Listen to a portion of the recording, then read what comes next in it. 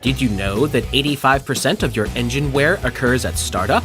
Yes, that is correct. And this is where Lower the Friction comes in by putting a protective, lubricating barrier on all moving parts.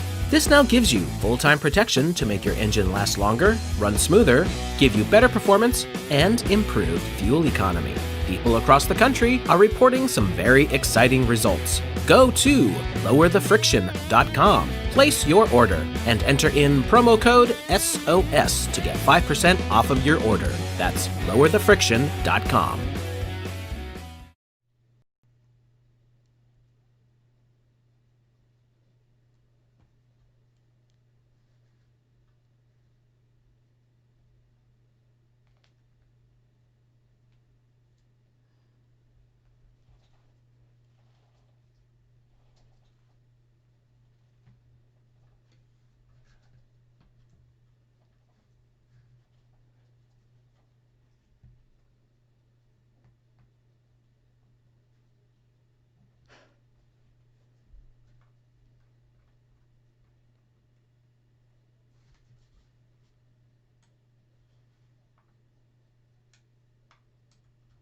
Saying there's no sound.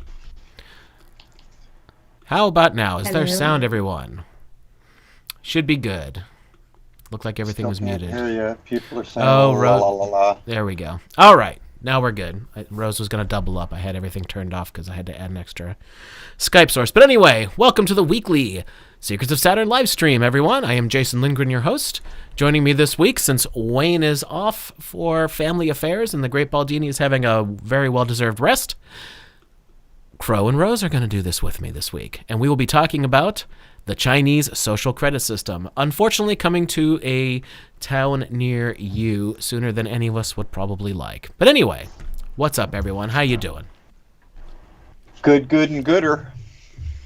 Good, better, best? Where's Rose? Why isn't Rose making a peep? This is the first time I've ever been on a show with Rose, by the way, I think. No, it's not, Crow. It's not. You just forgot. I was at Woodstock, I think. Huh? Remember when I was on with you guys when we were talking about how Jason's movie Shoot the Moon got Best Movie at the Hermetic Festival in Dower? You remember? Yeah. Yeah, I had a flashback right there. All right. So, once again, take a look at lowerthefriction.com. Help Randy from Houston out. And if you try the product, let us know how you do. We're going to be getting some out to Crow, Wayne, and Baldini, and we're going to see how they do with it. And then we'll all talk about the product, and hopefully you'll check it out too. All right. So, let's get to this. Oh, you know what? I did what I always do every week, and I never got a link for everybody. So, let me do that. Let me get a link for the document and drop it in here for you. Before you even roll into this, the big tell is look at all the frickin' publishers, man. Italy, Queen's College. All the proper Law, scumbags? the professor of law and innovation. Then it goes on to say the professor of private law. That's not you and me, is it? Here we go. The Chinese social credit system, a model for other countries? Well, I'll take the 0. How about you?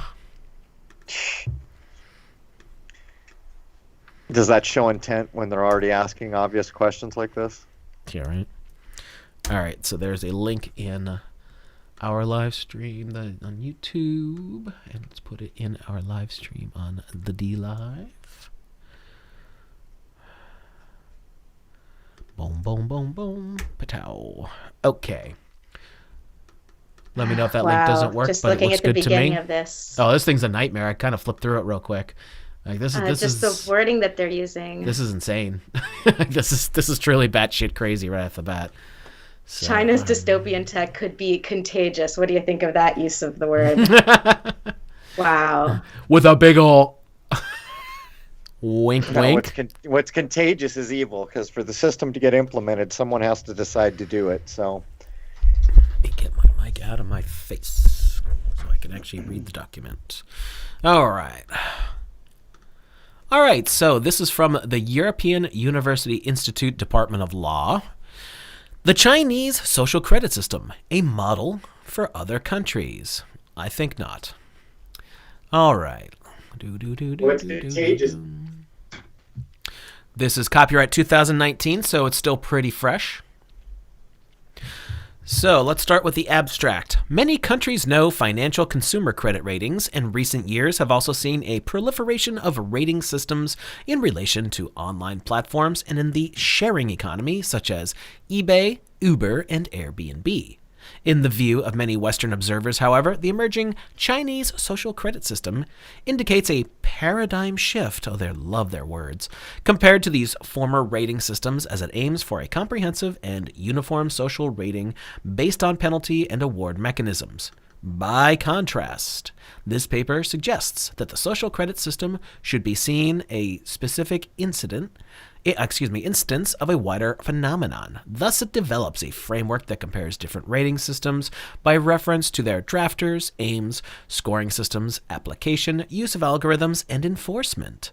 It identifies shortcomings of both low and high interventionist rating systems, and it discusses a range of regulatory approaches and emerging issues that lawmakers should consider. Let me start off right off the bat here with fuck you. No, we should not consider this. Think about how they're opening. They're trying to normalize consumer credit ratings.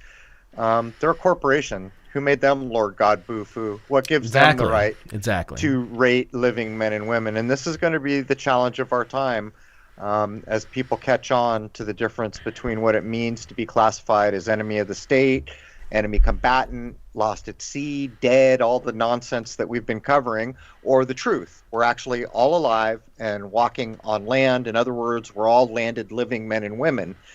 So this whole farce is going to continue to be based on the pantomime that we're all our straw man identities, basically. So it says keywords: social credit system, Chinese law, reputation rankings, online platforms, law and technology. All right, well, they're going to use a whole other bunch of keywords if I had to guess. Let's get down here. Now, Rose, what episode did we already cover this in? Because I'm sure you know. Yeah, 165 and 168. But what page are you on right now? I am jumping down to the introduction, page 9. Mm-hmm. Gotcha. Okay. I just did the little, whatever you want to call it. They called it an abstract. Okay. It would be easy to assume none of this could happen here in the West, but the 21st century is not going to work like that. Chinese dystopian tech could be contagious. Yeah, no. How about no? It doesn't, I mean, come on, man. We're not all high on peyote, dude, whoever wrote this. The contagion is nonsense. My computer's going to pick it up and start rating me. This requires that He just lost 10 points. Yeah, the supposed governance has to go along with this and buy into it. So the whole kind of oblique tack they're taking here is completely transparent, and it's BS. I agree. So when did we do this? I didn't even say hello to everyone. Hello, everyone. Okay. When did we do this before, though? Because we did a big thing on tech. Well, we did something on big data, which would go into this. That was an early one. If Rose happens to remember that. Yeah, that was episode 60. Right. Well, that was a big deal. I think that was episode 60 or 61. And that was on the That was actually on the back of one of the earliest books to tackle AI, and within it is social rating. And what's ironic about this is, if I remember correctly, the book might have made the New York Times bestseller, which usually means it's poppycock. But what this book actually is pretty damn accurate, so that someone later can say it's not like we didn't tell you. The name of the book is The Age of Surveillance Capitalism, and the author is Shoshana Zuboff, and it's a tome. It's like, I don't know, 600, 700, 800 pages. But it, as far as I know, it is one of the earliest in-depth coverages of everything that went on with AI, China, the West, Google, the G Mafia, all of it. And then we were doing a tech episode later on where we referenced a whole bunch of the stuff with AI and all that. And this is all going to tie together. Why do you think they want their giant 5G web of interconnected Internet of Things? All these things are being rolled out around the same time because this is what they want. They want a complete lockdown control grid. And what they're probably not going to say in this document that's going to get included is all of the digital vaccine nonsense. All right, let's get into this. You guys did a good episode on the future of technology, too, and it was a while back. So, so all the way back in episode 139, you were making predictions about the effects of that technology in the future. So it'd be interesting to go back and see what that was. And here we are. Yeah, here we are, basically. Actually, it wasn't much of a prediction because it was going on as I said those words. It just wasn't admitted yet. All right. In 2014, the Chinese government issued a planning outline for the construction of a so-called social credit system by 2020. Hi. The implementation of this plan is progressing quickly, and it can be suggested that the social credit system will fundamentally change the life of all Chinese citizens. In a nutshell, its main innovation, once fully implemented, could be that each Chinese citizen will be given a score measuring their sincerity, honesty, and integrity, and that this score will then be a major determinant for their lives. For instance, whether to be able to get a credit, rent a flat, or buy a plane ticket, or being given preferred access to hospitals, universities, and government services. Oh, how about that? Access to hospitals. Oh, did you cut your hand off in an accident? It's a shame your credit score is only 125. Yeah, exactly. This is going, I said it before, that movie Rollerball, not the new one, the old one from the 70s with James Caan, was absolutely pre-echoing what's going on here. And then what was the other one? What's the dude's name who did Star Wars, Jason? George Lucas? You're talking about THX 1138. Yeah, what's it called? THX 1138. Yeah, that was George's, college film that he then redid with a bigger budget. And it's very telling. I watched that once a couple years ago. Yeah, how do they know?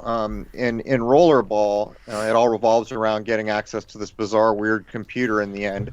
But if you take it in the context it's delivered, it's spot on for where we are. Because what this basically means is individuality, or the value of an individual, is out the window, because you basically become like an insurance policy number. Like when you call your car insurance, they don't treat you like a human being. Oh, your policy this, and you have this much coverage. They roll out what a strategy like this would envelop, because basically in that world, the only people that matter are the executives. In other words, the executives of corporations become the kings and queens of the world, and there's a hierarchy there too. You mean Crow, you can turn it off? Pardon, Jason?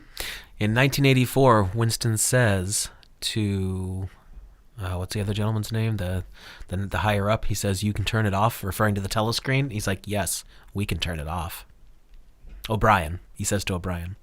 Oh, yeah. The guys who are higher up. They can turn it off. They have to be subject to the programming because, of course, they control the system. Yep. You were saying what this reminds me of, guys?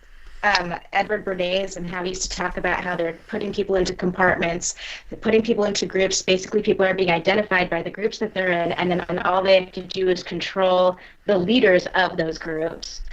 And so if you think about it, the executives of these large corporations are the leaders of these groups a little bit higher up on the hierarchy. But basically, people are going to be put into different groups, identify with those groups, and then the groups that they're associated with, they're going to take on that label with their social credit score. Kind of like what we were talking about before, Crow, with people congregating in chats, like everyone's associated with each other. So already even today, the algorithms are like, okay, all of these people with these certain behaviors are in the same place, and so all of a sudden everyone's tagged with each other. Right. These ideas go back to the earliest idea of networking. But I think it was put together before there were anything like a computer network. If I'm not mistaken, it was to do with a city that had something like 5 or 6 bridges. And so the idea was for this mathematician to figure out how could every night people took walks in the city. So how could you walk all the way around the city and only cross each bridge once? And this is what is credited with launching the idea of networking. But what was shown after the fact, by the time we get up to now, is early computer systems that were using these theories built on the idea of this city and these bridges, which became networking theory, that birds of a feather flock together. And it was first demonstrated easily with red and blue Republican Democrat systems and computer mock-ups that were then visualized into dot graphs, and they could show how quickly people that identified with Republicans hung out with Republicans. That's exactly what you're talking about. So they don't even really need to per se know much about you, only the group you're hanging out in. As far as THX1138 is concerned, I don't think we're sitting around shaving our heads and drinking banana broccoli shakes yet, but if they tell everybody it'll help defeat the beer bug, everyone will be shaving their heads and drinking banana broccoli shakes. Could be. It remains to be seen, what the half-life of this nonsense is. Hopefully I outlive it. I would hate to have to end my life watching people wearing face diapers. That would be pathetic. Yeah. All right, continuing. In this Chinese government program, the notion of social credit serves as an extension of mere financial scoring systems from elsewhere in the world, given that the Chinese social credit score will consider a wide range of personal factors. It also resembles, but goes further than, a range of systems that are intended to increase the prominence of reputation in relation to transactions, online platforms, and in the sharing economy. In addition, the Chinese initiative will cover both companies and individuals. Well, they're kind of the same thing, aren't they, according to the law? The latter is more novel and more controversial, given the prevalence of ratings for the former in the financial sector and in fields such as corporate social responsibility. Oh my God, that stuff is just HR departments out the wazoo. That's what I'm seeing here. Thus, we focus here on rating systems concerning individual persons. This paper is motivated by the fact that it cannot be assumed that what happens in China stays in China. The social credit system already applies to foreign workers and companies in China, and possibly also to all overseas Chinese and ethnic Chinese, regardless of their place of residence. In addition, it can be observed that China's economic, political, and ideological influence leads to a general diffusion of Chinese law. Writings about China's Belt and Road Initiative, the Beijing Consensus of Development Assistance, and the impact of Chinese investments in Africa show that China's influence abroad is not merely of an economic nature, but that it increasingly shapes law and policy elsewhere. Well, Crow, we already know this, don't we? Because of Darwin, Australia. Well, this is poppycock. The way that they're framing it, they're acting like it's a good idea, so it's catching on, and that's actually not what's going on. They use the Silk Road as an example, and this book was written, almost 10 years ago now. It was one of the earliest ones out the gate. So what they did is they went in with all their capital because they had a crap load of money, and they started saying, we'll put in infrastructure, we'll build you new roads, we'll give you a train, we'll put in networks. But by the way, now that you're on the hook and you're on the dime and you owe us, we're going to put all these other things like social rating. And so that's actually how it's been implemented. In other words, it's no different than the government of the United States, where there are people walking around today that think they're actually free, that they actually vote for a president, and that there's actually a real government in Washington, D.C., when in fact we all know that it's a corporation, and that we are all classified as enemy combatants. So it's being implemented in a similar way. We all ended up in this situation because the other government, the previous government here, went broke. So you and I were all securitized. We became a way to try to pay off the debt or to secure the debt in some way, I guess you could say it. And that's exactly what China's done here. They go into places that are dirt poor, they use money, they get them on the hook, and then they force all the rest of it down their throats. Well, if Kale is correct, this country has always been broke since the original Revolutionary War. Right, but it goes to show you that there's an overarching assumption in the world that we live in now that somehow you can't be a godly free man or woman and engage in commerce. there is an idea, for whatever reason, whether it's right or whether it's wrong, that if you're going to use money and systems and cars and inventions and stores and systems, that you can no longer hold on to your "I was born with the divine spark, godly, no one tells me what to do except God" idea. You give that all up. So the question becomes, is it an excuse to take control of people that it's this way, or is there some reality to it? In other words, Tubal-Cain invented blacksmithing, art, music. So is the lesson here that if we have blacksmithing, art, and music, that somehow we're separated from the idea of godliness? That's the main underlying question. And that answers whether or not we could have a world where we act like righteous human beings, and it doesn't matter whether we're engaged in spending money or commerce. Well, Cross, the answer to that is that it's immoral to be engaged in commerce. Then what does that say about the idea of operating both in the private and the public as a remedy?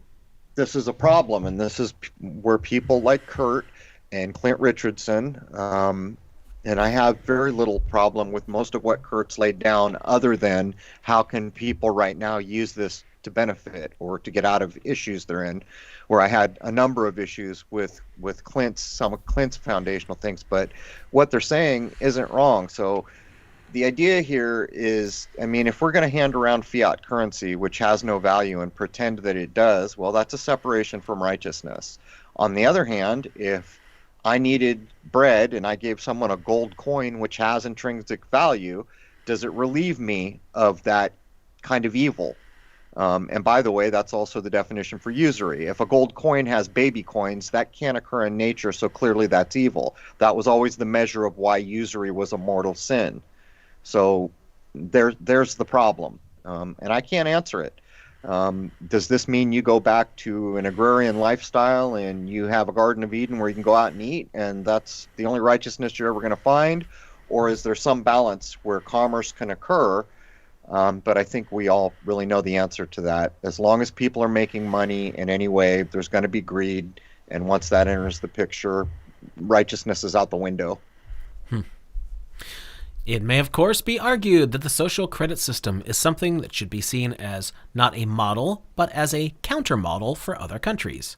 We seek to provide a critical but also nuanced and measured assessment against a backdrop of typical Western responses which simply dismiss the social credit system as Orwellian and a general lack of any critical debate on the topic in China. In particular, this paper will also address the predominantly Western debates on the importance of reputation and grading ranking and on the power of algorithms, showing that this new Chinese system can be seen as a specific instance of a wider phenomenon. Even more so, as reputation-based quantitative tools have become established in the West, the social credit system may tell us something about their evolution in Western countries or even the future of global normative orders. Boy, they're getting a lot of keywords in here that have now been thrown around since the beer bug started, eh? It's all just workarounds to act like they're being objective when they're really not. If you look at the social rating systems as they exist now for places like online purchasers, Amazon, or even Uber, what actually happens is you've chosen to use their service. Their service rates you. The people providing the service can see your rating. So there's the whole thing in a basket. If that person can see your rating and doesn't want to take the risk, they don't have to do business with you. Period. End of sentence. Anything beyond that becomes a control system. And to try to dismiss the people who are calling it Orwellian, let's point out the obvious here. This was implemented in a communist nation where the people have zero say. The Communist Party snaps its fingers and things happen quickly. There is no chance in hell that this kind of system could have been put together in a place like the United States, or probably even Britain or other places, with the same speed and lack of interference. And that's just the facts, Jack. So when you take these things apart to their basis, why is there a need for social rating that's punitive, which was one of their main definitions here? So it's based on punishment and reward. As they went on, the reward fell out of their definition, and all that was left was the punishment. So if you've got a rating everyone can see for the business you want to do business with, isn't that already the system working? They can see who you are, how you've been rated, and whether they want to do business with you. Anything beyond that, it seems to me, is just control. seems to me like things are implemented here into the masses just like it would be in any other country, whether it's communist or not. But here there's just the illusion of choice and the illusion that we have a say. But people are just slowly brainwashed into like accepting it and thinking that they had something to do with it. Well, there's a whole other story behind how communism kept a hold in China, and our State Department had directly to do with it. And it can be demonstrated that they took actions to ensure that communism didn't die when it probably would have died. But what's more is everyone doesn't realize where these Chinese systems actually started. These Chinese systems started in the summer of 1997 at a picnic in Silicon Valley. There is the genesis of Alibaba, of Tencent, which I believe is one of the biggest corporations in the world now and certainly has more data than anywhere else in the world because it runs everything. In China, where we have a Facebook and we know they're sharing the data, there is no separation between anything. It's all on a Tencent platform. Or I might have that backwards. I think it's Tencent. There's three of them: Baidu, Alibaba. And Baidu, right? Baidu. So those are all interconnected, but it's not just interconnected. The same Facebook-like thing that people are using, that no one sued them for, by the way. They took the tech out of Silicon Valley. No one sued them to replicate it.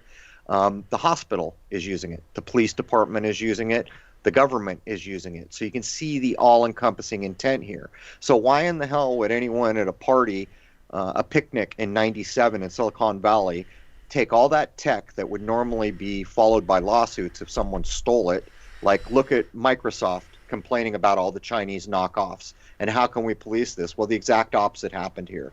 They queued it up, they cloned all the tech, they gave it to them, and they said, hey, you communist people who can do whatever you want, go implement this stuff. That's how it actually happened. Yeah.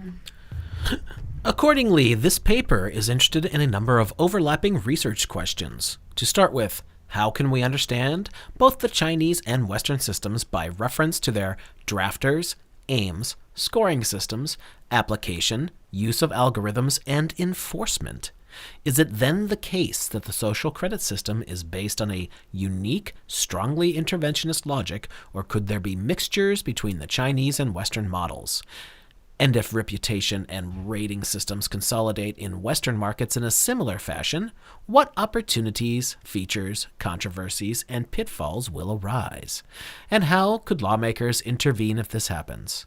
The corresponding structure of this paper is as follows. Part 2 maps the general debate about reputation ranking and rating in the West, setting out salient features of its history and credit scoring and related systems, and identifying the significance of reputation data for online business and the sharing of or peer-to-peer economy.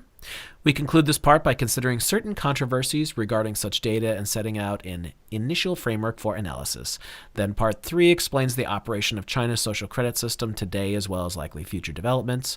On this basis, Part 4 compares and evaluates both of these systems, identifying shortcomings of low and high interventionist rating systems and assessing a range of regulatory approaches. Part 5 is the conclusion. You guys handle this for 2 seconds because I forgot my water next door. I did it too. I'll get it next. Gosh, what do you think, that Crow? Here's what I would say. This is just a big veiled double speak. This is newspeak. Do you see the problem with asking what are lawmakers going to do? So let's actually frame it back to what we can demonstrate is true of both lawmakers and the people putting these models together that will socially rate everybody in real time without human intervention, by the way. AI will be doing all of it. In other words, you'll get a text message that says you just lost 5 points with no possibility of you complaining, or it's like YouTube now.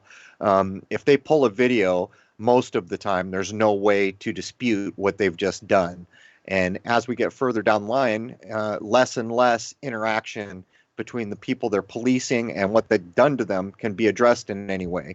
The truth of it is that corporations are doing this because they can and because it gives them a lot of power and it lets them secure markets. And with all that data, they can tell the future. So when they're able to tell the future, though, but not just the future, Rose. Think about who's making the laws. That's another corporation under the guise of a government. So basically, it's the fox guarding the fox who built the hen house, if you think about it. But right.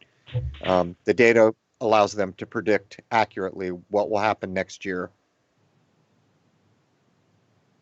For sure. I think we lost Jason down. Well, why don't I keep reading this here? He'll be right back. So should we go through with the reputation ranking and rating here? A short history. Although the identification and dissemination of reputational information has formed an important aspect of the 21st century e-commerce and sharing economy business models, the concept is certainly a more established one. The best known is probably found in the financial sector, where the rating of the creditworthiness of companies, institutions, individuals, and financial instruments, example bonds, has a longer history and has progressed beyond narrower single-purpose origins to becoming a key component of global financial governance. And when I noticed the use of the word bonds there, and I just thought, oh, the channel. We're the financial instruments, right? Well, there's even some dishonesty in all this, because when I was young, mostly the people that were credit rated in any meaningful way that was common and in everyone's face were the big companies. They had to take loans, they had to get a rating, and a private household didn't have this even in part of their mind. Now, you could go get a loan, but back in the day, it wasn't necessarily the credit rating that got you the loan. It was, if you qualified, you've got to make this much a year, you've got to be able to make, it was more a demonstration that you could handle and follow up on the loan without defaulting. That, when I was young, that's how people bought houses. It's 100% different now. Now it's wholly driven by this credit rating. And as I pointed out earlier, you can't credit rate a living man or a woman. A lot. I'm cutting out? Yeah, I don't know if you were for everyone else, but I just had a hard time understanding you. Jason, did you hear Crow? He's fine. That's I think I'm the one that's static. Yeah, let me turn off my camera. You were cutting out for me earlier. Yeah, your camera's been cutting in and out anyway. You might want to just go voice. Okay, yeah, screw it. But the point is, in my lifetime, this has changed. And in that paragraph, they're acting like it's been common for living men and women to been under credit ratings of some kind. And in the 60s, 70s, and 80s, when you bought a house, for the most part, you had to demonstrate you made enough money and you could make your payments. And that was the deciding factor. All right, so moving along to part 2, reputation, ranking, and rating. A short history. Oh, I already read this part. She just read that. Skip down to in Lauer's history. Yeah. The top in Lauer's history of the development of consumer credit reporting and scoring in the United States since the 19th century, he emphasizes the development of an information infrastructure in finance, including shifts towards a quantitative basis throughout the 20th century, and computerization and the application of statistical methods to risk and creditworthiness from the 1960s onwards. Other significant developments include the emphasis upon individual scores in the late 20th century and continuous monitoring and surveillance rather than simple blacklisting, or as Pasquale puts it regarding the 21st century, the move to a scored society in place of mere credit scores. These developments sit within the longer trajectory towards increased access to information, which has, since the 18th century, driven fact and theory-based approaches to issues of finance and credit in respect of individuals and companies, and attempted to neutralize irrationality and misunderstanding and replace uncertainty with an assessment of risk. The increased involvement and mainstream banks in credit scoring from the 1960s onwards has also supported an algorithmic-led approach to risk and the likelihood of repayment. Now, credit scoring itself is incredibly biased and works against us in every way, shape, or form. Just the normal credit system, let alone talking about all this insanity. Well, the other thing I would point out is anyone who can't put together that the credit rating system is just another way to boondoggle people. Like, how is it that you can go get their app and your credit rating will go up 15 points? That proves flat out that it's based on nonsense. But how many people were alive near the year 2000? My wife and I were living in Lemon Grove, California, and I personally knew people who had been given loans on 2, 3, maybe even 4 houses. One guy I think I used to know had 4 houses. This is when the largest property swap probably in the history of this country ever went on where anyone who would belly up and sign for a loan, they would give a loan. And then what followed was all these foreclosures and the taking back. So not only did they foreclose on the new loans, they foreclosed on the ones they couldn't keep up behind them. So where was the credit scoring there? Where was the measurement to see if you made enough money to be backing all these loans? What they actually did is they used the writing of loans to basically cripple the society as a whole. And in my view, everyone remembers the housing crash. We've never recovered from that. That was the line in the sand between my parents had a house, so I can probably inherit a house. Maybe I can buy a house. To the majority of people without very wealthy parents, they're going to rent for most of their lives. It was a huge, huge weaponized idea, but it also proves if this credit rating was going on, where was it when they crashed the housing market? It was nowhere to be seen.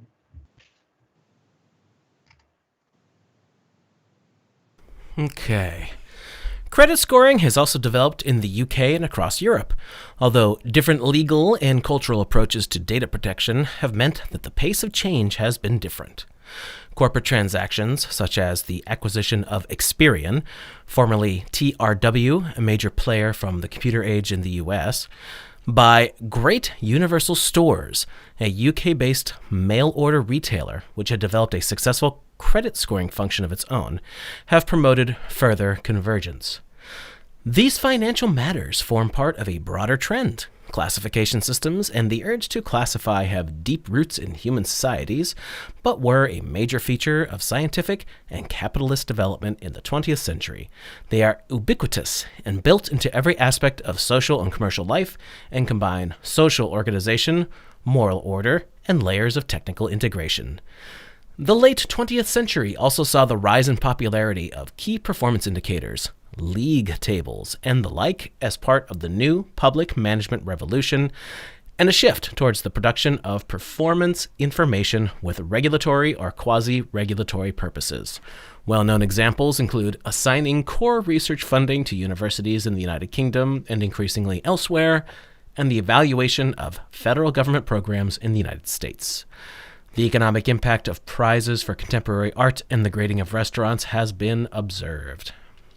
You know what bothers me? Just seeing moral order and the technical, what was the words up there? It was like moral order and technical something. Those things don't belong together because that's what it means to be a human. You don't need technology to establish moral order. Well, you'll notice there's something key missing here, and you can find it in the things first that sentence. make sense. It's a major feature of scientific and capitalist development in the 20th century. What's missing from that? Human beings are not just materialism, which is what science has become and what capitalism is. They're both hypermaterial. So the spiritual concerns or the value of a living man or woman are completely cut out of the equation here in the example they're using. In other words, they're going to the ice box and saying, look, the whole world's frozen. Well, I got news for you. Not everything in the world is in the ice box. It was technical integration. Technical integration and moral order do not go together. It's lacking in the human element. That is very true. Moral order. Doesn't that remind you, what was that in the Birdcage? The dads was part of the Coalition for Moral Order. That's you don't remember? A little on the crazy side. Yeah, that's what they called it. He's the guy who was part of the Coalition for Moral Order was found dead in bed with a black prostitute. Well, that was a poke in the eye, as Crow might say. Right. Reminds me of that old Dave Chappelle where they're having Eddie Murphy's older brother do the things, and he keeps saying, "Oh yeah, well, then I went out and partied with all these guys because my brother Eddie, he didn't do that." Where was Eddie? Well, he was picking up the transvestite, remember? Rose, I thought I had a picture of you on this computer, but I guess I don't, because your icon is not transmitting over Skype for some reason. Oh well, I'll figure it out. All right. For individuals and labor markets, we see schemes such as quantitative approaches to determining the promotion of civil servants in the European Union. In the last year alone, new developments in the UK include a requirement imposed by competition and financial regulators that financial institutions provide information on how likely customers would be to recommend its services to others, and a proposed extension of a scheme attempting to measure the quality of university teaching beyond institutions to individual subjects, described by the responsible minister as akin to the financial services comparison site Money Supermarket. These calculative practices, which render previously incomparable elements visible and comparable, while mostly focused upon institutions rather than individuals, normalize the collection and communication of data in this fashion, and allow for more effective methods of presentation and analysis.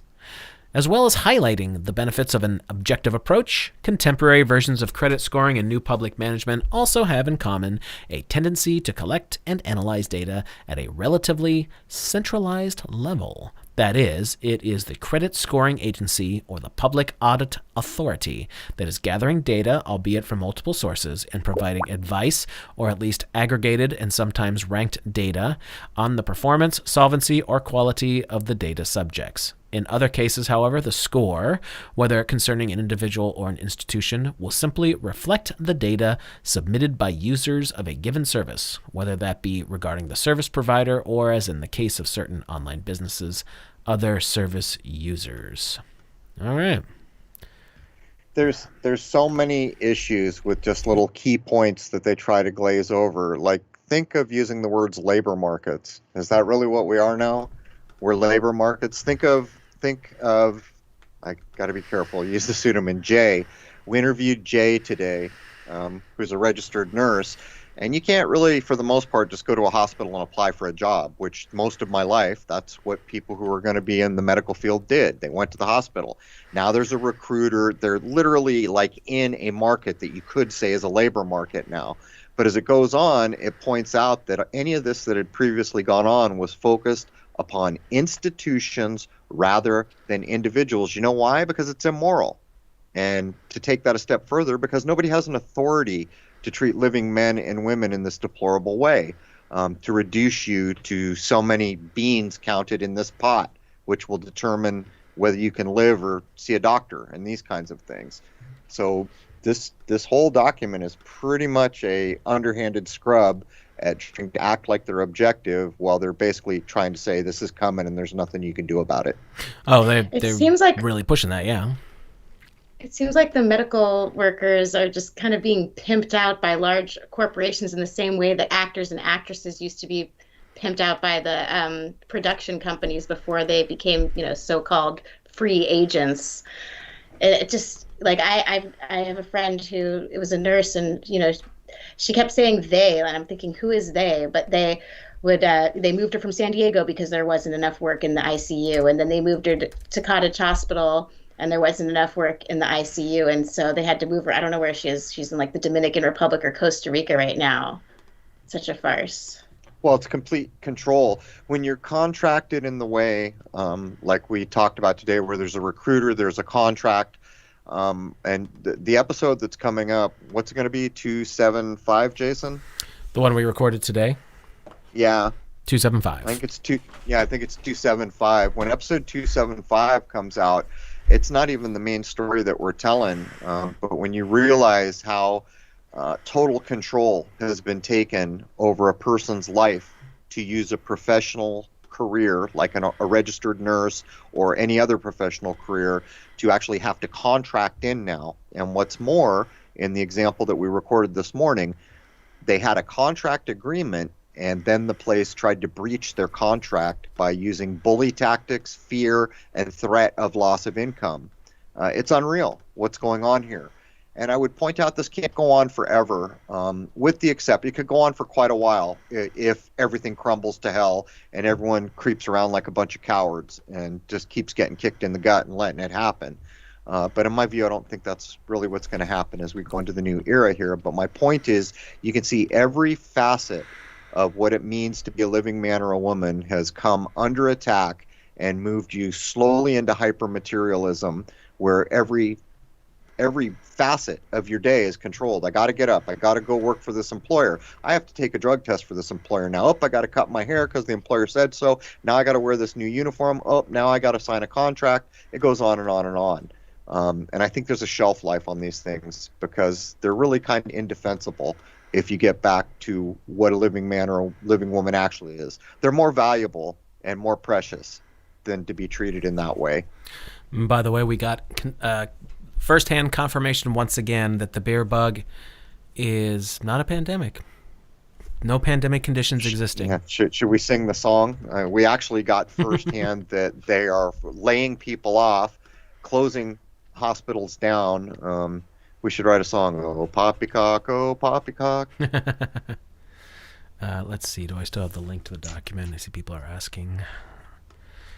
Give me 1 second. I'll find it again for everybody. What's the document? This one? This document. Yeah.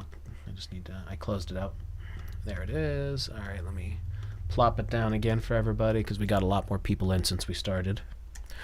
There you are. Let's give it to D Live again. What's up, Bears? Good to see you all. Boom, boom, boom, boom. By the way, Rose, did you tell the Bears that we are on the Great Bear Trail, that we signed up?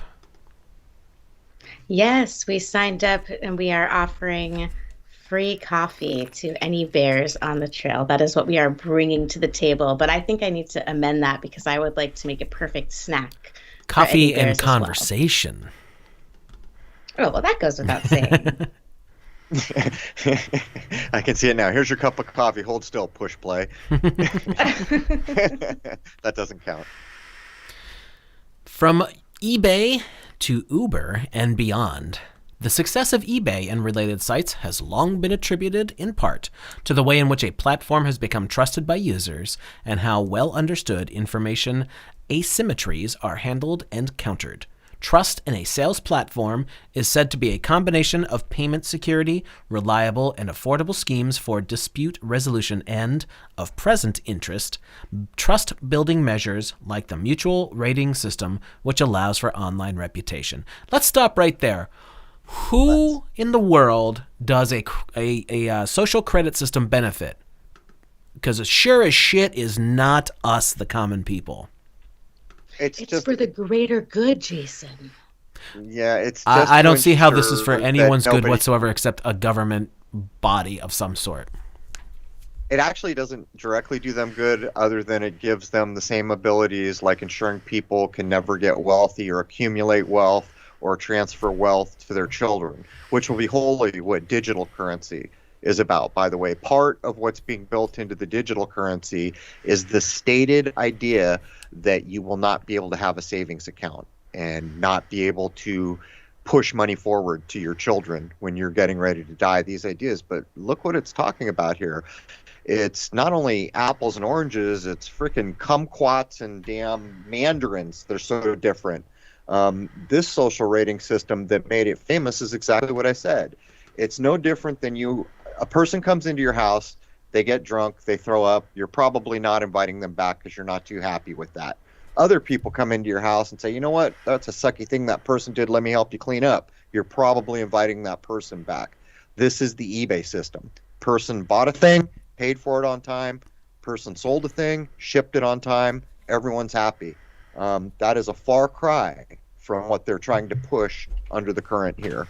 Right. When they push people over, it's almost swapping that television that you wanted to buy for a human being. It's that kind of abusive. And these kinds of systems do make sense in a online commercial environment because this is a far, far away place from where we would have been 100 years ago, where everybody in the town knew each other. The only thing you had that would have been from a distant thing is if you were ordering something from that giant Sears and Roebuck catalog, like the house that you were going to build out in the range. Well, there's the big difference here is you're not being rated.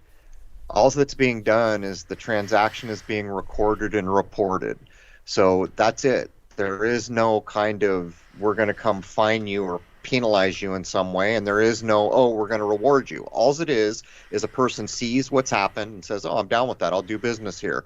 Or they see it and say, I'm not going to do it. And if you think about it, when you combine all those comments, like places like Amazon, when you go to Amazon, what's the first thing you do? You click on the stars, right? Now, do you read the 5-star reviews or do you read the 1-star reviews? Which one of those two things do you read first? So actually, if you consider the totality of the current rating system for commerce online, what more do you need than people being able to state their experience, and half of that's faked anyhow, and to record what happened. Oh, they didn't ship this on time. Oh, this guy didn't pay for it. What more do you need? That's exactly the thing, though, is that you could also have people create incorrect or untrue or give ratings just to sway these things. Exactly. We see it all the time in Amazon. You start to get a nose for fake reviews in the star system, but the difference here is that they control the platform, so they could, if they wanted, insert fake reviews to prop someone up or knock someone down. But think about when the entirety of the rating system is owned by the so-called government or the lawmakers or whatever the hell they want to call them. Because basically what they pointed out in the beginning here is that a rating system goes across all other rating systems based on all the things they said, algorithms, this thing, that thing, and the other thing. So now you're back to the same problem that we've always supposedly fought against, called monopoly. Monopolies are bad. Nobody needs to have it proved to them. As a matter of fact, how many people can remember the antitrust lawsuits for Microsoft in 1998 or 9, I think, when they put a browser that could not be removed from their operating system, thereby killing Netscape, which started as Mosaic, one of the earliest things. And Netscape actually wins. Microsoft loses the antitrust lawsuit for the monopoly, and guess who went away? It wasn't Microsoft, it was Netscape, because the damage had already been done. And that is a direct result of monopoly, once again. Well, that shows you what the power of money can do. If you got enough of it, you can throw your weight around and fend off the courts. That's what they did, actually. They kept screwing around, shifting where the court, when the court, and they just bled them to death. Yeah, that's what big companies always do, because they can. They destroyed Netscape. Which was actually a better browser by far, by the way. At the time, it was my first tech job, so we had to create all this code that would work in browsers, and it was brand new. We were doing all this for the first time. I made some of the first video ads to ever go in like a banner ad for places like National Geographic. That's what I was doing. I was a video engineer. We were pumping video down phone lines at 3 frames a second. But when we had to test all the things we were creating, Netscape, it almost always worked. Where it always broke was in Microsoft, because not only were they a monopoly, they were so big they didn't even care whether their stuff worked very well. So what they would do is make a browser that didn't conform to the W3 standards, WC3 standards, or whatever it was called, for HTML at the time, and they would release it. Everyone else who had a small business or a smaller business and who gave a damn about their product conformed. So you can see exactly what Jason's saying here. Money and monopoly are a nightmare for the consumer. eBay's reputation system, where buyers and sellers rate each other with comments published for all to see, was added very shortly after it began business in order to address allegations of cheating. It became an established feature of the site and is still in operation. Indeed, the different aspects of trust are interlinked as, for instance, a failure to engage with the dispute resolution process affects the reputation of a user. Moreover, a user's ability to trade in the future will be affected by their score and feedback, and therefore by their earlier actions. eBay's system has seen high levels of participation, with traders with positive reputations found to be more likely to succeed in selling items on the platform. It also allows eBay to exclude from the marketplace users with very low ratings, and justifiably so. And if you do happen to get one bad rating after, I think, 6 months or so, it falls off because obviously you didn't continue the trend. I don't really have a problem with this system, generally speaking. Here is where I have the problem, though. If something happens and someone does something to screw you over and they give you a bad rating, God help you to try and deal with it and fix it. Because if somebody just wants to go out of their way and be a complete troll tool bag, you're not going to get rid of it. I had it happen to me a long time. I forget how many, like 10 years ago or more. A dude lied to me about something and I couldn't deal with it. They just said, oh, well, too bad. This is the two problems that are obvious on the face of it. They're trying to normalize the idea of rating things. But again, does anyone need to be told there's a huge difference between rating a television or a corporation and then rating a human being? Those two things are not equivalent. But there's another problem here. If everybody's going to be rated, then how is it that the rating system doesn't get rated? Because that would be the only way to police the rating system, is that if everyone's subject to the rating system could then rate the rating system and get the similar effect. You see the nature of what's going on here. Yeah, I mean, just the whole idea of ratings takes out the human element. If it was a case-by-case basis where a human was using their discernment to determine if the person who's using the marketplace did something wrong or not, that would make more sense than just having people pushing buttons like 1 through 5 and no human element to observe why that low rating occurred. And this is just a metaphor for what could happen in society with people just rating each other instead of looking at it as an individual, unique experience. So what is missing, Rose, if you had to say what is the important aspect of life in this world when you remove the human element? What have you completely removed from the system? Empathy, compassion. The righteous ideas of what it would mean to a man or woman to be righteous, correct, true, honorable, godly. I could think of a million adjectives right now. That's what's got to be removed from the system, because the system is cold and calculating and finds no value in anybody. It's simply it's like a corporate policy. Nobody stops to think, does this corporate policy, should it be applied here as it was there? No, it's the policy. We apply it every damn where. And that's what's going on here. So in a sense, you could almost compare this to spiritual warfare in a sense, because it is absolutely removing what it means to be a human being out of the equation and then punishing the human being as a result. Absolutely. Well said. Well, once again, we have the problem of what if someone in the governing body or bodies decides to just put something in your file? Well, what are you going to do about it?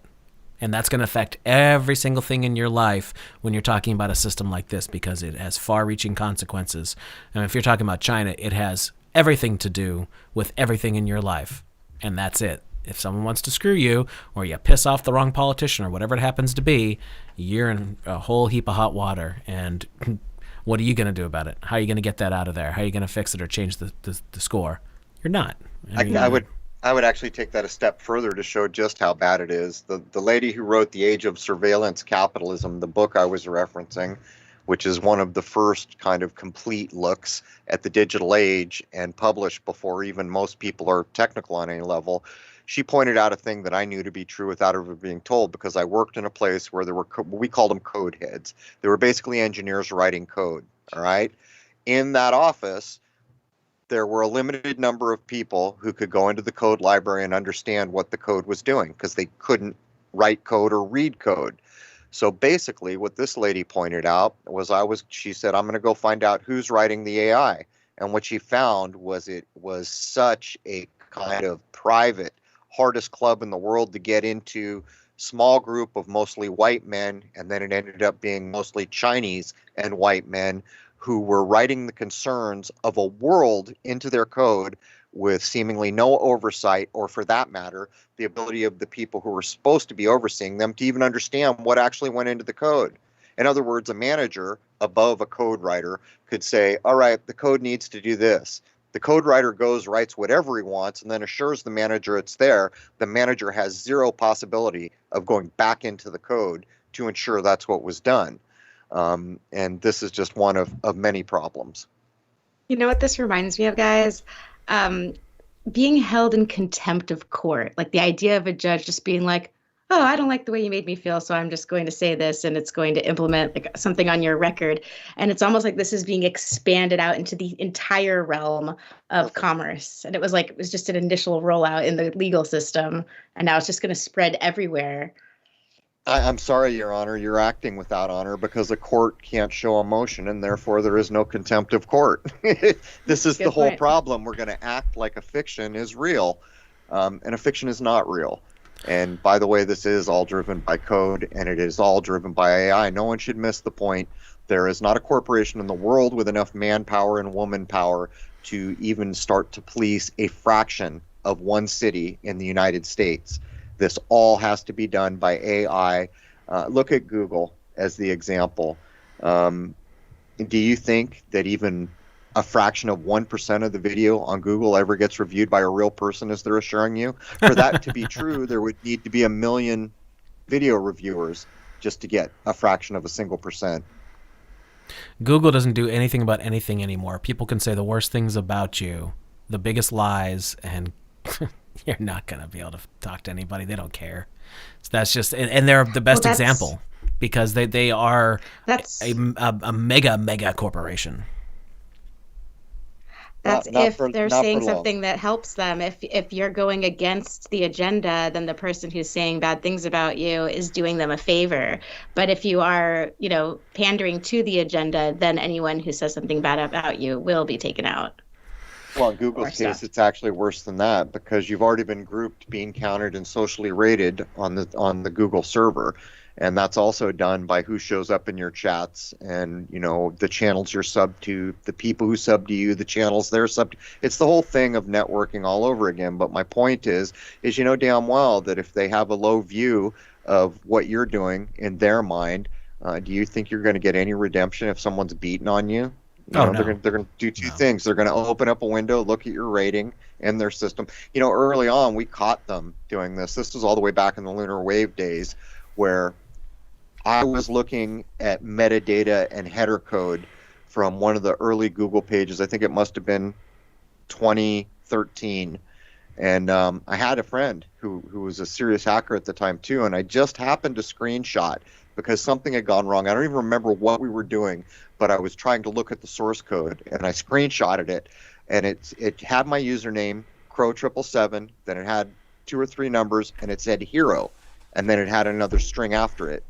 And we realized he went out and screenshotted some other things. We found other usernames with other words like sheep, some other things. And we realized that in the string of code back then, it appeared that they were rating you with words like hero and sheep and, troublemaker. And it's insane. It was not too long ago when you could actually get back into source code and screenshot and see that was going on way back then. So if that was going on then, what do you suppose going on now in the pandemic world? And there's one more thing we could say about this before we move on. You already have a credit rating of some sort that's very corporate. By giving you a social credit rating, they're literally treating you as a corporation. This is one more thing to tie you into your straw man identity. Perfect. And so what it further means is any person who could generate enough wealth to be their own bank. In other words, say you worked hard and you put $300,000 into precious metals. So you become your own bank, right? You need money, you trade the metals, and you never ask for a loan ever again. If you want a car, you pay for a car. That completely removes you from that system. So now go back to digital currency, which of course has to go through the air in the air age or the ether. So the digital dollar, the cryptocurrency of the United States, as we've said a number of times now, will try to ensure that savings accounts become a thing of the past and the transfer of wealth from parents to children become a thing of the past. And that's the reason. Because if you can build up a few $100,000, you can become your own bank as things stand now. We are having, let me see if this helps. We're having bandwidth issues, so I'm going to kill my camera too. See if that helps. Can I just come over there so that I'm not on Skype over on this computer? It's probably not helping that we're both on Skype from the same thing, but anyway, let's just keep moving on. Am I dropping out? I'm hearing like little bits of it, which is what I'm concerned about. So I'm just going to try this for a few minutes, see if it works. Yeah, it's okay, then it's dropping, then it's okay, then it's dropping. So I killed my camera. We'll see if this kills. That takes a lot of bandwidth to run a camera. So, all right. Present-day observers note that online trust encompasses digital social capital and various means of certifying and validating market participants. This, however, draws upon a longer history of identifying the reliability of individuals. Lauer highlights how credit systems which valorized character and hard work rather than social standing were an important facilitator of the emergence of U.S. consumer capitalism, while Paquin and Lev Aretz point to the more recent use of big data and the analysis of online social footprints as a proxy for character, which in the history of credit scoring is seen as a reliable predictor of the ability and likelihood of repayment. Unsurprisingly, the overlapping developments in reputation, big data, and analytics and internet-driven business models lead some to conclude that we now live in a reputation economy where reputation is an asset. You know, it's interesting that they bring this up because what's the one thing that the internet is used the absolute most for? Anybody guess, boys and girls? It'd have to be social media, wouldn't it? Well, I'm going to guess pornography. Oh, well, yeah, you Not may anymore, have a valid though. I think that maybe that was the case at a certain time, and then now I think social media has surpassed that, honestly, but I could be wrong. They're both right up there, no matter what. Well, yeah, maybe in today's day and age, but the internet certainly proliferated because of pornography. I don't think that can be argued. Oh, yeah. And my whole point behind bringing this up. Technology increases. Yeah. Right, but my point for bringing this up is because you know damned well that somewhere these people know what kind of porn you're looking at and what you're into and all that kind of stuff and how much you look at. If they are even remotely taking that into account for a reputation score, to be funny and blunt, you're fucked. Because they can judge you however they want to judge you based off of your sexual preferences. That will be part of it because as that book was written so far ago, they made the bold statement that everyone in the United States already had a social rating because China was scooping the data on the open internet while they walled off the Chinese internet. And what's even worse is most people can't read Chinese characters, so even if the West could get into the Chinese internet, they wouldn't have an easy way to deal with all the data. But take apart the first thing you said, in this paragraph. Present-day observers note that online trust encompasses digital social capitalists by various means certifying and validating them as decent people. But you see, we can also demonstrate that these big companies like Google are actually doing the opposite. In 2017, in the fall of 2017, I think it was October, they deleted Crow 777 on YouTube. I think at the time there was somewhere in the neighborhood of 100,000 admitted followers. Hackers and black hats that I know assured me that if you multiplied that by 10, it would be closer to the worldwide reach. But listed was roughly 100,000 users. What happened was they took it down and everyone started saying, oh, you got to put up a new site. And I said, like hell I will. I will never be kicked in the nuts that hard and then asked to get kicked in the nuts again. I'm done. 3 weeks later, for whatever reason, and a lot of people argue about it, the Crow 777 on YouTube was put back. And meanwhile, they had put up an unsubscribe button when my channel was deleted. So I think it was 20,000 people less when it came back due to all the unsubscriptions that replaced where my channel was. Here's the point. Day before they deleted my channel, 16 to 20 million search returns on the name Crow 777.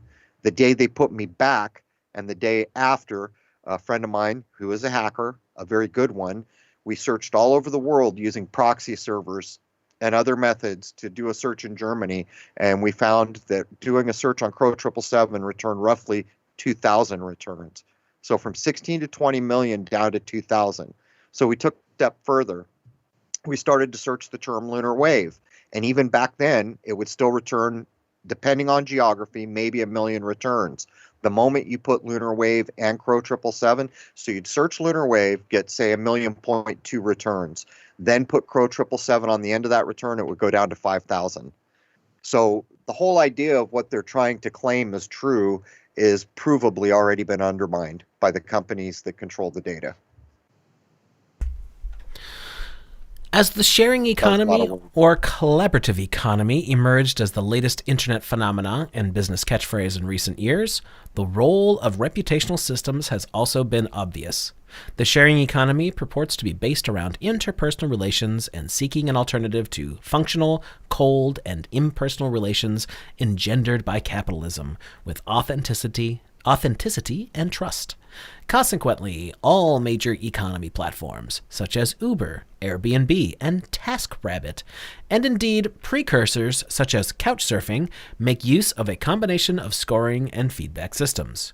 The availability of a community of users familiar with eBay-like feedback schemes and social media services, and the technological innovation that facilitated reputation-based services on earlier sites is a factor in the rapid adoption of sharing economy services.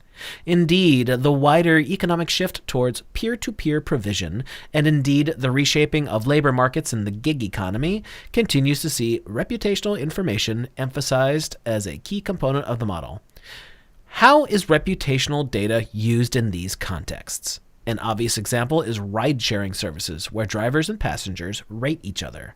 A driver with a comparatively low score, the aggregate of passenger scores, can ultimately be removed from the platform or restricted to providing a more limited range of services, while a passenger is more likely to be picked up if they have a high rating from past drivers. Passengers' ratings were formerly not visible to passengers or required effort to view, but a 2017 change meant that a passenger sees their own rating each time they use the app. Airbnb feedback often includes detailed accounts of visitor experiences, with hosts having the opportunity to add their own comments and reply. A good reputation score for a host means that their accommodation may be returned at the top of search results. Okay, so let's break that apart right there. Here's the thing. This is both sides holding each other accountable. With a governmental regulated social score, it's you against them. You can't go against them. They're just going to say what they're going to say and rate you as they rate. It's just like your credit score. How hard is it to try and fight back if something is messed up in your credit score, something's not fair? Tough toenails, you know? Right, you can't. And by the way, they're already undermining. The banks have already decided to undermine this whole system. I see it on my site now. Someone wants to be a member of Crow 777 Radio. It's basically $7. And we constantly see the banks turning it down, stating they're not willing to take the risk. Well, so much for reputation. You can go through the entire history of Crow 777 online, and you will never see one fight that's ever developed or anything that wasn't resolved immediately. And part of it is because we're not talking about a lot of money. If someone's unhappy, you say, sure, here's your $7 back, or you're cool now.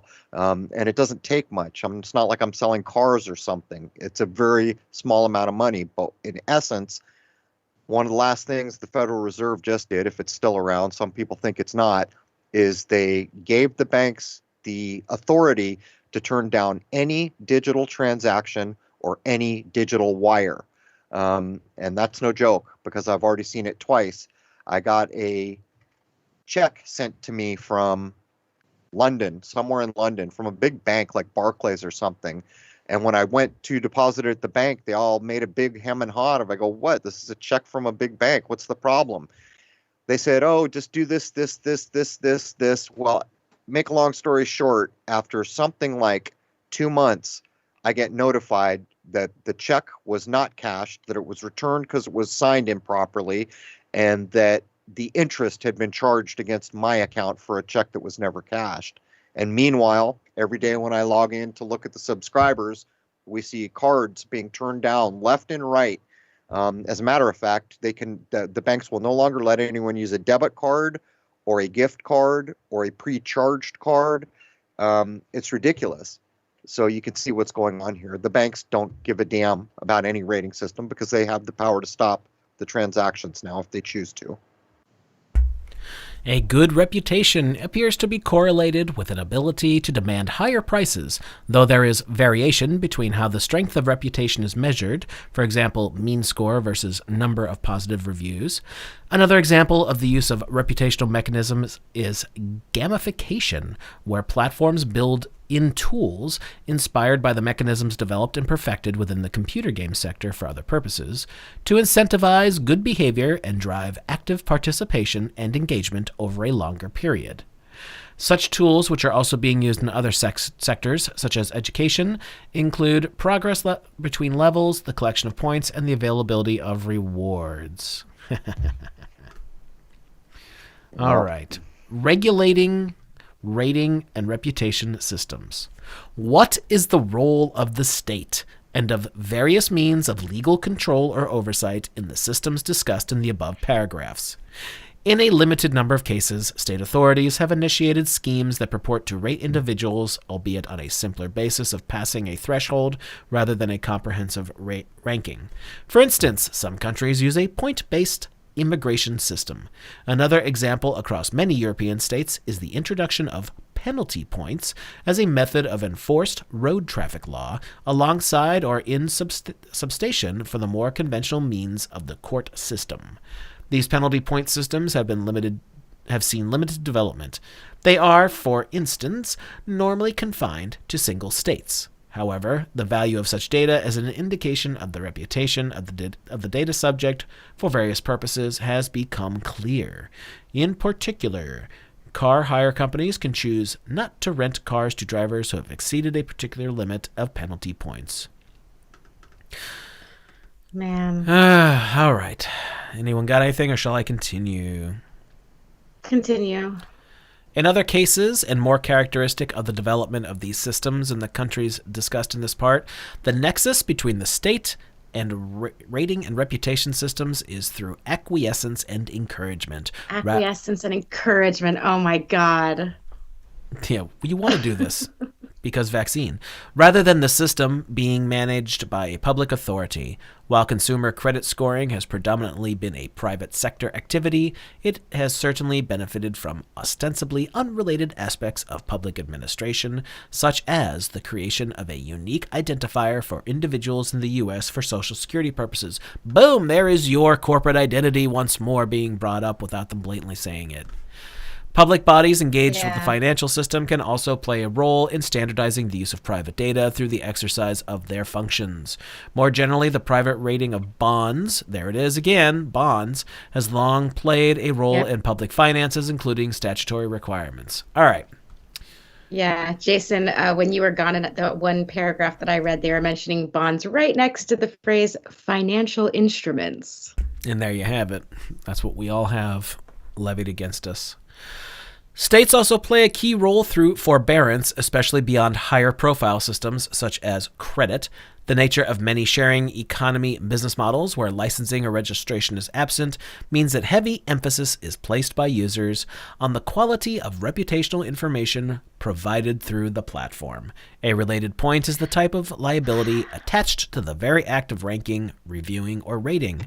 U.S. law generally takes the approach that a view on creditworthiness or a review or even scoring of a service is an opinion protected by the First Amendment as an aspect of freedom of speech, while minimizing exposure to defamation claims has long been a concern for the credit rating industry and for non-sharing online review sites alike. Finally, go ahead. Finally, where there is concern about the implications of rating, there will be the possibility of the introduction of a regulatory regime or the application of more general provisions. For instance, credit scoring is also the subject of specific regulation in the U.S. and the body of data protection law in other jurisdictions. Calls for greater regulation in other areas and the basis of criticisms of the status quo in rating and reputation-based systems are discussed below. All right, so... Well, this just is the decimation of morality. If Mark Passio was here, he would say that this is so satanic and how moral relativism is just running rampant. It's not about what you're doing. It's about everyone's opinion of what you're doing. So it's not about what your behavior is actually doing, but it's the opinion of it. It's crazy, dude. Well, think of the underlying things we can look at that are not really arguable. Like, was this all planned in advance? Is it possible that when ARPANET, long before anyone had ever heard of the internet, was put together, they'd already worked out a lot of this? So let's ask a simple question. When the web first came out, pretty much it was .com and then shortly .net and .org, and I think .edu was one of them. But .com was the lion's share. Does anyone know what .com stands for? It's commercial. Yeah. So commerce was planned from the beginning. So it wouldn't surprise me as we get down the road here with all these things we see, that pretty soon you'll basically have to have an online passport. You want to do something online, you've got to identify yourself. Secondarily, you want to own a .com, you better be involved in commerce, and all these types of things are about to go on, I would surmise. All right, we're going to run out of time here, so let's jump down to section 3, China's social credit system and reputation ratings. Preliminary considerations. The websites mentioned in the previous part are rarely used in China. Airbnb is available, yet eBay and Uber have been unsuccessful in entering the Chinese market, and many social media sites are blocked, for example, Twitter and Facebook. Thus, Chinese citizens rely on the specific Chinese providers, which also implies that the Chinese government may, in principle, be able to get access to the corresponding user data. You bet your sweet ass they have access to everything. Well, the book actually points out why this is true. When you want to do business in China, you have to sign over the intellectual property, and everything has to be on a government-controlled server. That's why. They're not telling you the truth here. And by the way, the reason Facebook and Twitter aren't making it is because the guys in Silicon Valley in the summer of '97 gave them the tech to make their own versions of these, which are all part of Tencent and Alibaba and Baidu. That's the truth. And it is an open joke now that to do business, to get into the Chinese market, you literally have to sign over your intellectual property, which is really the only value any business is based on, mostly. The previous part also discussed the use of financial credit rating systems in Europe and North America.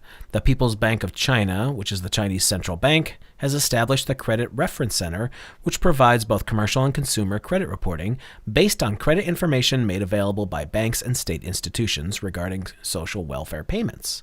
The resulting reports are important for anyone who applies for a bank loan, yet these reports do not provide an actual rating of the creditworthiness of businesses and consumers, though this may change in the future due to the developments discussed in this part. The Chinese social credit system has received extensive coverage in the Western press, where it is often described as a big data-driven comprehensive rating of all Chinese citizens. However, this is a misleading characterization of the current situation. At present, 3 different models operate: China-wide blacklists, compliance scores by pilot cities, and social credit scores by financial institutions. All right, so that's that. Let's see. Well, they're soft pedaling again. Yeah. At the opening of this document, it pointed out that all these things they're acting like aren't affecting everyone would be nationwide by 2020. This document came to be in 2019. So again, you see the dishonesty and the intent, the authors of this document. The social credit system and the use of China-wide blacklists. Give me 1 second, guys.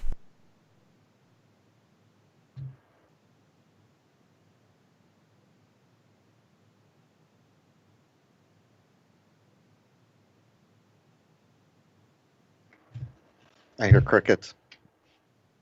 All right. The crickets are done. The introduction of the social credit system by the central government has a potentially far-reaching effect, yet the China-wide measures that implement it are, so far, rather specific, namely using blacklists, as this section explains.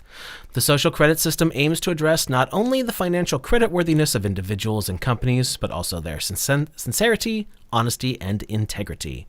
The initial discussions of the early 2000s put this in context of the objective to support the transition to a market economy after China's ascension to the WTO, which is the World Trade Organization, by the way. For example, the need to combat commercial fraud and IP infringements. A 2011 decision then also referred to matters of social and political morality as points of concern. In 2014, this was followed by the State Council's notice concerning issuance of the planning outline for the construction of a social credit system 2014 to 2020, which forms the basis of the development of the social credit system today. This document mentions the aim to promote integrity in governmental affairs, commercial sincerity, social integrity, and judicial public trust, which shows that these measures are targeted at individuals, which is the focus of this paper, as well as companies, judicial organs, and other governmental authorities. It also explains that the ultimate goal is a uniform social credit system based on penalty and award mechanisms, presenting this idea in a general sense with no references to quantitative measures and the collection of online data.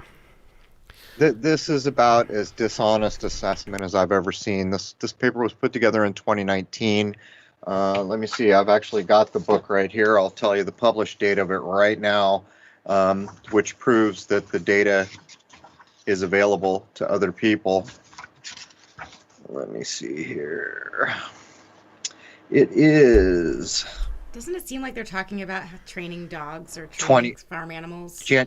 January 2019, the first month of 2019, the first edition of the book I've mentioned a couple times was published. So let's cut down to brass tacks. What's actually gone on was when the research for the book I mentioned was being done, they outlined how AI was a problem. And this is also dishonest, because how can it be that in 2014 you're going to aim to have these systems which require AI by 2020 all in place across the whole country? So it means you've got to have had the AI long enough to make it work, when back in 2014 they don't even have AI that works according to what they're telling us. The Grand Chess Master is still beating AI, supposedly, back at this time. Now, as it goes forward, one of the problems they have in China is all these cameras that are picking up the faces. Since Chinese faces are very similar compared to other parts of the world, because there's not as much ethnic diversity, hair color, eye color, face shape are a lot more similar, the AI couldn't identify people. So one of the ways they got around this is they already had the AI up and running. They put the AI on cameras, they put kiosks around a city, and they said, we'll pay your bills for this month if you go smile into these cameras, which crap loads of people apparently did. What they realized was to identify a Chinese face with so much similarity throughout the country, they needed the micro expression, which is why the people had to smile. Within 72 hours of launching this, the AI was able to identify a human being from a CC camera in the city or otherwise. The reason I'm pointing this out is because they're saying nonsensical things like commercial sincerity, social integrity, all these catchphrases that are not honestly portraying what's gone on here. The truth of it is now you can be ID'd all over a city because of what I just described. So when you're crossing a street and you go against a red light, a text message comes to your phone that says you just lost 5 social credit ratings. Early on, they kind of defined the things that you could lose, but one of the things they didn't mention anywhere in this document is your interest on everything goes up. As your rating goes down, the interest on every loan on everything goes up, and at some point it won't do it. But what's more is some of the things that you could gain points, and here's one of them. A heroic act would get you 35 credit points, positive credit points, but nowhere in the world was there a definition of what a heroic act was. So when you begin to see how Orwellian it actually is with the data available early in 2019, this is a whitewash. This whole document is not honestly assessing anything, and it seems to be basically just interested in pushing the credit rating idea forward into the West. I don't know what you guys think. Maybe a heroic act is calling the cops on your neighbor for not wearing a mask. Or having too many people over for Thanksgiving. That's a fucking hero if I ever saw one. Well, there's another part to this too, because they openly stated what the definition of being mentally unsound was. One of the definitions in China is anyone who goes against what the government tells you. That could put you in the nut house for being unstable, mentally unstable. But these are known things. Anyone who does the most minuscule amount of research can know just how Orwellian what we're talking about is. This document's a whitewash. The specific penalty mechanisms that are already operational aim to enforce the blacklists of persons who have violated the law. They are implemented and enforced by different government authorities. The process started with a decision of the Supreme People's Court on public blacklists of persons who defied legally binding judgments, but there are now also many further blacklists compiled by other authorities. For example, the Ministry of Culture and Tourism lists those who have violated transport rules, such as smoking or carrying prohibited items. I wonder what the list for the Ministry of Love looks like, Crow. I don't know, Winston, but we might find out. Room 101. Subsequently, I hit a button. Subsequently, a degree of centralization has taken place. A central website makes the names of the blacklisted persons publicly available. There is also now a system in place that requires cooperation of authorities in their sanctions. The Joint Punishment System. Oh, that just sounds great. Oh, wow, that name. JPS? JPS. This means that a violation of the law can lead to a variety of sanctions. It may start with a fine, but the perpetrator may subsequently be banned from flying or using high-speed trains. It is also possible that these blacklists have implications on private law relationships. While Chinese business persons may merely care about their own profits and therefore be willing to do business with everyone, the recognition of blacklists by financial institutions can mean that blacklisted persons may not be able to use the funds in their current accounts in order to purchase a car or other luxury items. So you can't buy and sell if you buck the system in China. Right. Well, they're kind of whitewashing again here, because one of the examples cited was they have a lot of bikes in China to try to cut down on the air pollution. If you have a high social rating system, you can jump on a bike anywhere in the city and take it all day long, as long as you put it back at some point during the day. If you have a moderate social rating system, you have to pay and you can only use the bike for a couple hours. If you have a low credit rating system, you can't unlock the bike. Given the severe consequences of these blacklists, it is provided that individuals need to be notified in advance. Isn't that kind of them?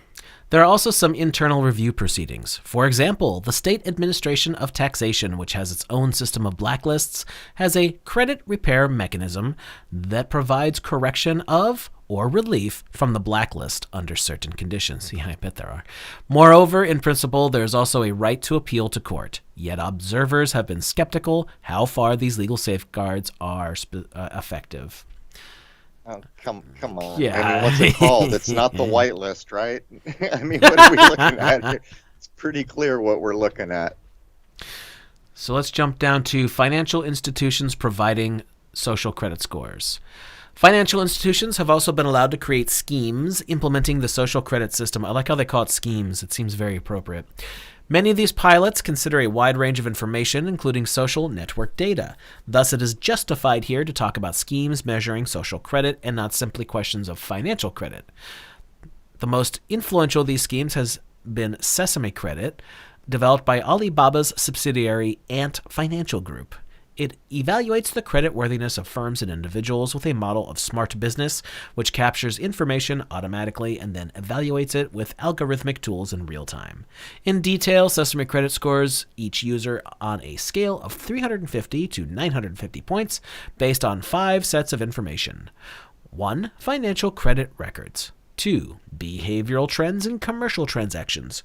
3. Available assets and personal information. 4. Behavior and preferences. Aha. What did I say a little while ago? And 5. Social relationships, which ties into the previous one. As Sesame Credit is a smartphone app linked to Alibaba's mobile payment system, Alipay, it is clear that it accesses the phones of its users for information gathering. Well, no shit, Sherlock. Apart from that, it is not transparent which tools and algorithms are used. It doesn't matter. They can get inside your phone, and, well, they can get inside everything, because in China is a complete lockdown. And by the way, those same Chinese companies are making the things that are in your iPhone. Haha. In particular, this applies to the broad categories 4 and 5, where rumors are that factors are considered such as excessively playing video games, cheating in online video games, and a frequent change of address, which is considered a negative, and donations to charity, having friends with high Sesame credit ratings and polite behavior on social media, which is considered a positive.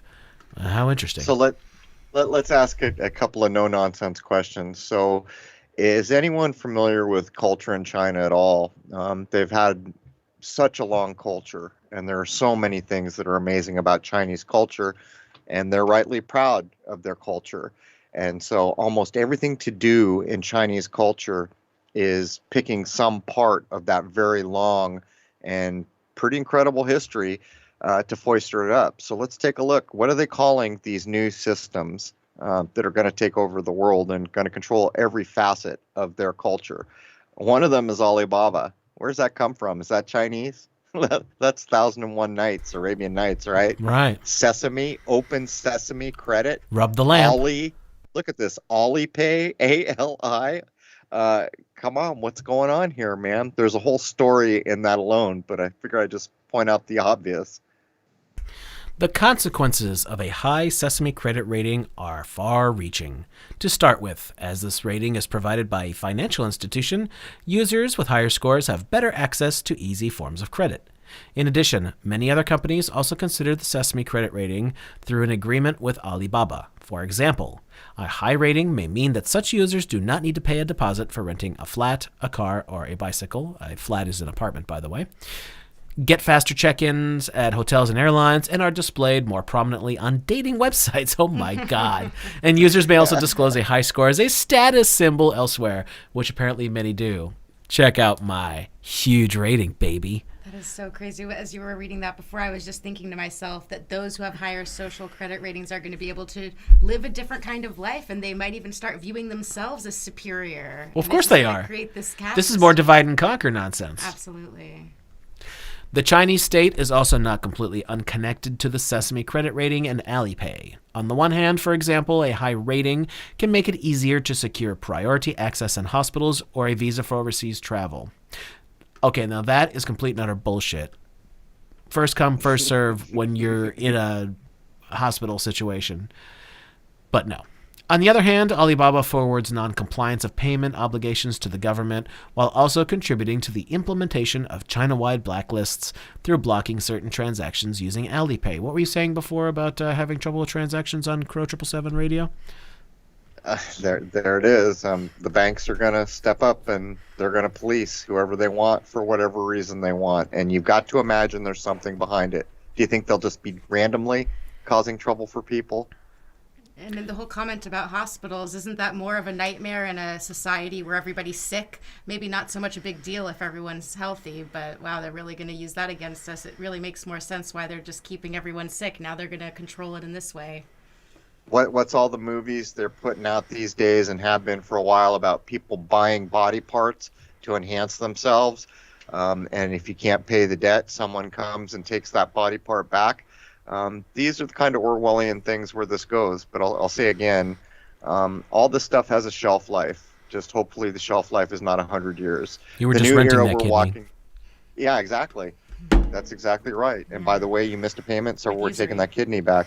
Yeah. Because you don't own anything in this Orwellian future coming, remember? Everything's going to go to a rental system. That could include organs. Blade Runner's coming, huh? Everything, if it gets that far. In early 2018, however, the People's Bank of China decided to withhold a renewal of the licenses for these private social credit scores. There is some speculation about the reasons for this decision, for example, that Alibaba and others may have got too powerful, that they have stated collecting too much personal and social information about their users, and that they may face conflicts of interest as they also benefit commercially from their customers. Well, no kidding. It also seems that the PBOC now believes that it is a good time to design a new consolidated credit rating called Beihang Credit Score to be developed by a public-private partnership between the PBOC and 8 private financial institutions. At present, it is not yet clear how this new system will operate. For example, it seems that the Sesame rating is to continue for non-credit purposes such as the bike rentals, visa approvals, and dating websites mentioned above. It is also too early to say whether the new Beihang credit score will be more focused on financial credit, as the PBOC's involvement in the Credit Reference Center may indicate, or whether it will incorporate the wide social credit approach of Sesame credit and other commercial ratings. Okay, so they don't have it all completely perfected yet. Doesn't matter. They already know what they want to do. Like they know what their end goal is with this crap.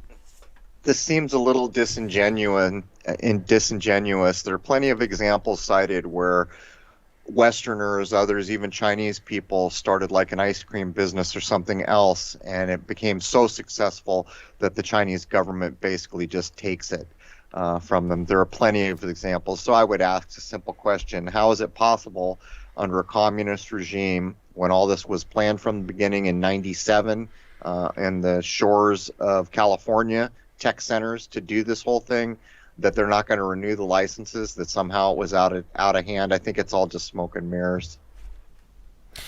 All right, let's see. We're running short on time. What needs to be dealt with? The social credit system and Western values. Most Western commentators resolutely reject the Chinese social credit system, and damned well they should, right? The words frequently used are that it is a tool for totalitarian surveillance. Yeah, that's a good way of describing it. An invention of the digital totalitarian state, that it is worse than an Orwellian nightmare, a meeting of big data with Big Brother, or indeed a meeting of Orwell's 1984 with Pavlov's dogs. Act like a good citizen, be rewarded, and be made to think you're having fun. Okay, I completely agree with all of that. Yes, bad. However, understanding the social credit system as merely a tool of state surveillance misunderstands the diversity of the current system in terms of management, but more importantly in terms of functions, as outlined in the previous sections. Still, as a more moderate form of criticism, we may also identify problems such as the confusion between conflicting objectives and corresponding problems of construct validity, problems of data reliability, in particular as regards the measurement of soft factors, and the risks of a monopolist system lacking competition with corresponding risks of corruption. So you're going to defend it, and then you're going to say there's a risk of world takeover? I mean, it's the opening lines were correct, and everybody knows it. The real pity here is that all these things we've been reading about are whitewashed low levels of what's actually been going on, and it's been going on here. They've been collecting the data. They've been doing whatever they want with it. It's the same reason as it is for the AI guys. No one can read the code. Nobody understands tech at that level. There are very few people who can even begin to fathom how data mining at that level even comes together. And what's worse is then you have governments who are interested in what the data can give them. Well, we can know this thing. They don't give a damn how it was known. They just want to know. And so what's actually being alluded to has been in full swing. It just can't be out in the open. But look what's happened here in 2020. How many things can we point to that 2 years ago never would have been accepted out in the open, that are not just out in the open now, but we're going for round 2 and 3 of these things that were just such a short time ago unacceptable? You can see what's going on here. Another frequent reaction is that the Chinese social credit system is incompatible with Western political and cultural values. It should be against everyone's cultural and political values. Let's just say that outright. For example, it has been suggested that it may be suitable for an authoritarian political system, but not a liberal democracy. Only the former system can be openly paternalistic, as inherent in the social credit system, and it may also be linked to other forms of control of personal behavior used by the Chinese government and associated with a Leninist idea of social management processes, such as the records about the performance and attitudes of citizens and the household registration system. Another factor may be that there is widespread skepticism about how far China has embraced the rule of law. Thus, as far as this is doubted, it can be said that the social credit system would be problematic in the rule of law societies of the West, as it lacks transparency, as it disrespects the divide between law and politics, and as it is not needed due to more effective law enforcement anyway. Can you imagine even having the nuggets to write that first little bit there? It may be suitable for an authoritarian political system. Well, if you can tell me when authoritarianism is suitable, then we can have the conversation. In my lifetime, it used to be, you're so lucky you're an American. Look at those poor commies over there, and now look where we're at. This may not work for us yet, but it's okay for the authoritarians. Yeah, they're calling slavery a cultural preference, basically. Yeah, exactly. Basically. Cultural differences may also be relevant. As some of the mechanism of the social credit system uses forms of shaming, it may matter that in China, shame is said to be an effective means of social control due to the desire to maintain harmony in relationships as opposed to the rights focus of Western countries. Why don't you have a mask on? Where's your mask? How about that? Does this make sense, people? As Western societies have... What? Go ahead. I was just laughing. All the footnotes we've been passing. Go ahead and finish this. I'll read a couple of the footnote sources. Yeah, I see all those there. As Western societies have lower thresholds as regards to the feeling of intrusion, and as in China there's lower trust towards strangers with corresponding higher trust in close networks of Guangzai? I think it's Guangzai. Guangxi. A trust-building instruments such as the social credit system also seems to fit better with Chinese culture. I call poppycock. You're just not able... These poor people are just not able to get rid of your bullshit, Winnie the Pooh. This may also be seen in existing legal rules. The concern regarding data collection by states or the use by states of data collected by others, highlighted in 20th century abuses, has long informed the development of robust data protection legislation in the West, especially in the European Union, whereas data protection and privacy legislation in China is fragmentary at best. However, fragmentary. I mean, let me cite a couple of the footnotes. So all through this, if people have been following along, there's footnotes. References to the documents that were supposedly used. 132, the title of that one is Worrying Implications. Its social credit project in China invents digital totalitarianism. Valuable you are as human futurism. See also Orwell's Nightmare. China's Orwellian social credit store. It isn't real. It goes on and on. Every one of these things is just, it's a clown show, man. Okay. Let's see. We are really short Should on time. we compare? Let's see. Let's check to see what's important to get out here in the last couple minutes.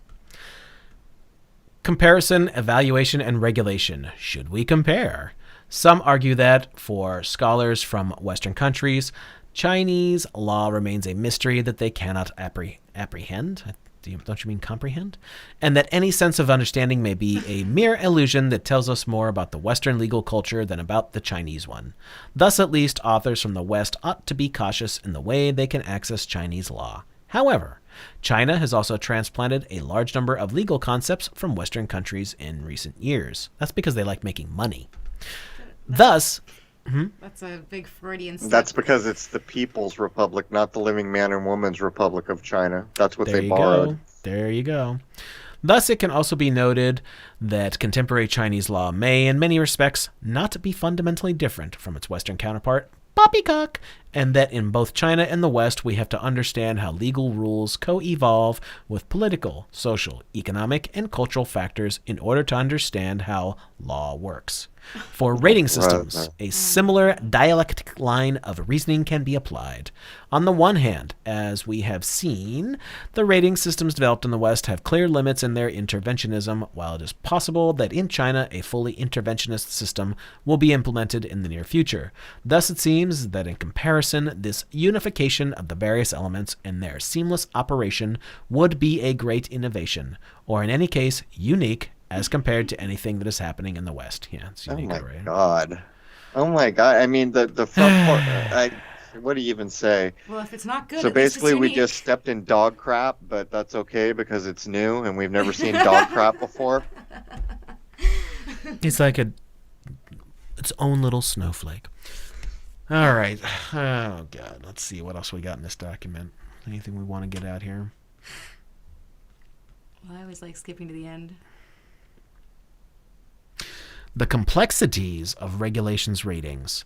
The Chinese social credit system has been accompanied by a large volume of legislation and other policy documents. For example, A recent article lists 15 pages of documents produced by the central government and other public authorities, and there are also many provincial and municipal pieces of legislation discussed later in the section. The majority of those rules are about the technical operation of the social credit system, which is not the main focus of this paper. Thus, before returning to aspects of the current Chinese law at the end of the section, we start with the way some of the more general policy considerations have been addressed in Europe and elsewhere in the West. All right, well, good for you. The European Commission deems online rating and review systems as an important safeguard for sharing or collaborative economy platforms, especially in the absence of the relevant information or, in some circumstances, the inapplicability of consumer protection rules. Law enforcement authorities have long recognized the valuable role played by records gathered in the private sector. Consumer credit agencies in the U.S. often provided cooperation and present-day intelligence and policing functions, make use of data collected for private sector internet purposes, whether for an internet connection or an online service, or obtain it through interception, all of which typically goes beyond what a state can gather through its own resources. Oh yeah, let's take Facebook as a good example. How many people just willingly give away how much of their lives on a day-to-day basis? It doesn't even make sense. How many people remember the original rating system that was used on YouTube? It was stars, right? Yeah. Was there 4 of them or 5 of them? You could give someone from 1 or 0 to 4 or 5 stars, however many it was. And for some reason, that had to be changed. Now, think about a data-driven society where there are 5 pieces of data, that actually 6 that could be collected, or 1 or actually 2, up or down. But here's the worst of it. If I'm not mistaken, and I forget now, I haven't looked at it so long, the thumbs up or down was originally a Facebook thing. So that should have been copywritten, right? That was ported over, no problem. But you can see what's gone on here. People dug in to see why the correlation from stars to thumbs up or down was made, and it was all about control, because it was rare for someone to get no stars. And so what they did is they forced you into the positive or negative stance so that it's impossible to see any video that is 100% good. Whereas in the star rating, it was very rare to see a 0. But if you go back and look up some of the studies done on why that switch was done, and that again underscores why so much of this is nonsense. It's saying one thing while we can observe another. All right. Do we really need to go further through this, or think the point has been made? They are wanting to do this everywhere in the world. And guess what? It's bad. But it's actually not true, because if you look at all the citing, if you go through all those little reference tags, almost every single reference that I came across was a negative view, and they're even admitting that most people in the West don't want it. And I think that's actually true. And so what they're trying to do is start to try to normalize it and make it seem like it's something it's not. I would almost be willing to bet that if you went out to a few thousand people and polled them, you would find very few takers. Well, until they tie it in with all the other nonsense, man. You know that the beer bug is all about consolidating it, like we did last week with the Great Reset. This is all a consolidation in a digital format for a complete and utter digital control system. That's what this is. It's an attempt, but I would point out to people that right now it's easy to look at the world and think only bad things exist and that only bad things have power, and that's actually not true. Do you think that every general in a high-ranking military position has no concern for what his great-grandchildren are going to face in this world? Do you really think that's true? Now, it's pretty clear someone's making a hardcore run at things, but I would point out to everyone it's no different than the document we just read, where the tone and tenor of the document was to try to whitewash and normalize and make seem acceptable what is absolutely the opposite of acceptable. But when we scrutinize and look at all the referencing, almost every single document linked to pointed out that people don't like this. And this is no different than what the evening news is doing. The evening news is saying whatever the hell it wants to say that has no reflection of the true hearts and minds of living men and women, and they say it so often and so glaringly that becomes the perception. All is not lost here. We're going into a new cycle. A new age is right around the corner, and we can all contribute to that age. And I'll say it again, nature proves to us that this nonsense that's surrounding the world, it can't go on for the simple reason that anything that is built and is sturdy needs a true foundation. And guess what we're missing here, guys? This is all based on lies and shenanigans. And that tells me flat out that whatever structure is built on that can't last. So I think we need to be careful and not fall into the dark pit of despair and begin to realize, do you think everyone in the world is just okay with this nonsense?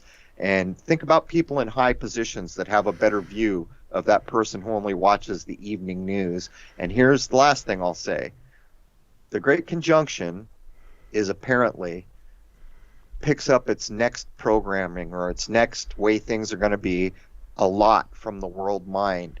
So look how hard the news is pushing fear, be afraid, be hopeless, be all these negative things into the world mindset. I suggest we should go the other way, because think of what we just recorded today. A person saying they felt like David and Goliath was about to crush them, and they simply held their position, and at the end, they were the Goliath. And what they were calling Goliath was, they were the David. You know, the Goliath they were afraid of was brought to heel with not that much effort. I mean, well, let's discuss that for a moment as to why.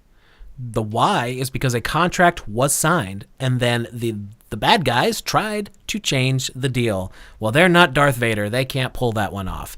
Things were signed, and guess what? In their world, that is law. It is, but there's more to it. That, like, I can't wait till you guys hear 275, because this person wrote a document based on the affidavits and the other law series we did, and the document she submitted wasn't even in affidavit form. But it is so genius in how she does it. I'm not going to spill the beans, but I would imagine we're going to provide this document. She made it available. People can repurpose it and actually turn it into an affidavit if they want. But it shows the level of ingeniousness of a human being who's centered and foundationally wants to do good things in the world and wants to watch out for their family. Took on a whole corporation trying to bully and fearfully scare them and threaten them that we will take your livelihood. And she stood her ground. She brought them down. Not only did she bring them down, they offered her a renewal right on the tail of it. And didn't she even say a raise? She got a raise and renewal. So not only did they bow, but they realized she was someone not to be screwed with. Yep. And so I'm just saying, man, all is not lost here. And is it possible we'll go through years of nonsense that nobody wants? Yeah, that's a possibility. But it's also possible that this house of cards come tumbling down next week. That is a possible thing. And I'll say it one more time. There's not just evil people in the world. And even the people who aren't the nicest people, they too have children and grandchildren and don't want bad things for them. So let's just sum up what's going on here. This has all been driven by lies and by deception and by media saturation and by every untruthful way that we can point out. That's how all this has been done. So I'll ask you a question. Would you switch sides? So they appear to have the power. Would you want to go play on their side? I wouldn't, not for a second. Their house of cards is coming down at some point, no doubt in my mind. All right, well, that's going to do it for this week. Do you want to talk about the episode being dropped at midnight, Eastern Standard Time? Yep, we're going to put out episode 272, which will be Ken from Genstone University's second in a 3-part series of law. And by the way, KL, who was very popular, will be coming back very shortly. KL will be providing documents to everybody, and get this, believe it or not, to the membership, a contact email. And so these are big things. But the real big thing is KL and Ken and Alphonse and some of the work Kurt's done. We're starting to see people in agreement with not only the method, but why it works. And so that's really been a big problem. A lot of these legal guys were not getting along with the method, but what we learned is there's a lot of ways to skin a cat here. So what we did is we went over what's effective, what's been working.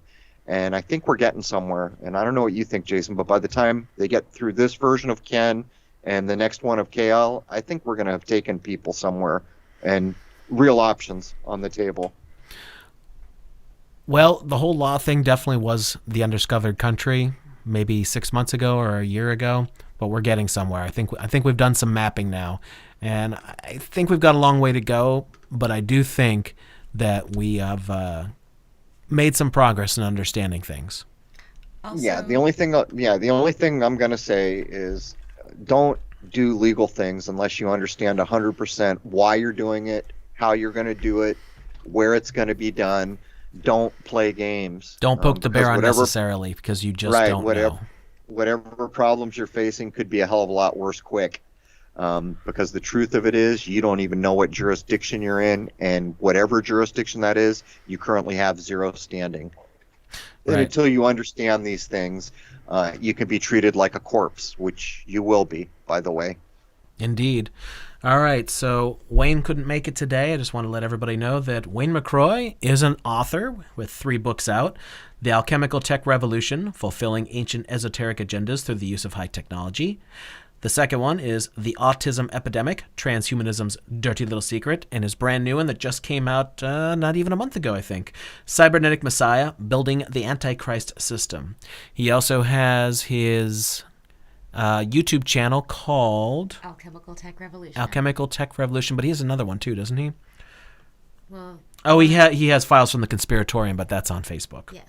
And of course, the Great Baldini has his channel, Unintended Consequences, right? And you will be doing the Poppycock Report, episode 51, Thanksgiving edition, in the morning at 6 a.m. Pacific, which is 9 a.m. Eastern. But Crow, I also thought it would be nice if you could tease the episode that's coming in between Ken and KL. Don't forget about Howdy. I think that's going to be a refreshing topic for everyone. Okay, hold on. Let me zero my mind back in. Which one was that? History Rose, that is a lie agreed upon. The World Fair. Oh, that's right. Okay, sorry. It took me a minute to get back. That's a big episode for me because we have a guy on who's researched the World Fairs. The World Fairs are about the biggest fingerprint in time that's been left behind. And there's so many things. I can't even start to cover them. Unfortunately, most people are only aware of the World Fairs through that recently bestseller book, Devil in the White City, or whatever it is. Actually, I was talking with Owen Benjamin, and he had read it, and I had read it, and I began to realize that's really what most people think of the World Fairs. But the level of technology that was being employed way back then, and this is right before the Civil War, World War I kicks off. So from the middle of the 1800s, supposedly right around the time of the end of the Civil War, we start getting all these World Fairs and this amazing building and tech. Think of Tony Stark's dad showing you a hover car. What's that about? I know it's a movie, but I'm making a point. And all of a sudden we get up and they just end with the exposition in San Diego, which is going on the same time as the expedition in San Francisco. And by the way, this is less than 10 years after the Great Quake supposedly levels the city. But I liken these to the precursor to what we see in the Olympics now. It's the same group of people, the same power players, but there is a hell of a tale, and we barely scratched the surface. And this is not the mud flood thing, by the way. This is a much more scientific approach to the whole concept, like everything. This is not the shooting from the hip concepts that the mud flood entails, because as interesting as that sounds, I'm pretty sure the mud flood thing is just science fiction.